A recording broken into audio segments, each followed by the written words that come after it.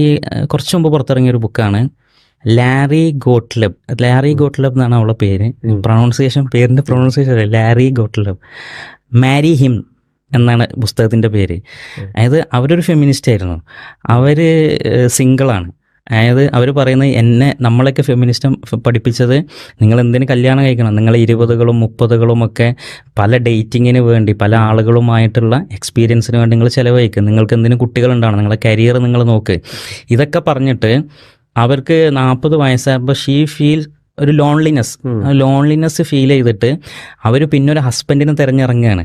ആ ഹസ്ബൻഡിനെ തിരഞ്ഞിറങ്ങുമ്പോൾ അവർക്കൊരു ലോങ് ടൈം കമ്മിറ്റ്മെൻറ്റിൽ ഒരു പാർട്ട്ണർ വേണം. പക്ഷെ അവർക്ക് കിട്ടണില്ല.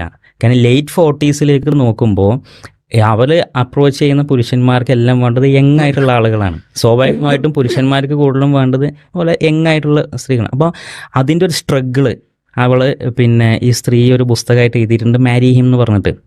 അതിൻ്റെ 3rd ചാപ്റ്ററിൻ്റെ ടൈറ്റിൽ തന്നെ how feminism FUCK my life എന്നാണ്.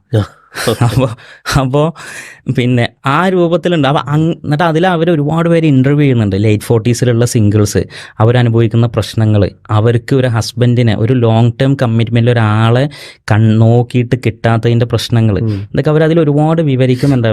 അവരൊരു പിന്നെ ഇപ്പോൾ ഒരു ഫാമിലി സൈക്കോ തെറാപ്പിസ്റ്റാണ്, പിന്നെ കൗൺസിലറാണ്, ഒരു എഴുത്തുകാരിയാണ്, 2-3 പുസ്തകങ്ങൾ നാഷണൽ ബെസ്റ്റ് സെല്ലറാണ്. പിന്നെ അപ്പോൾ അവരുടെയൊക്കെ അനുഭവങ്ങൾ ഇപ്പോൾ ഈ അടുത്ത്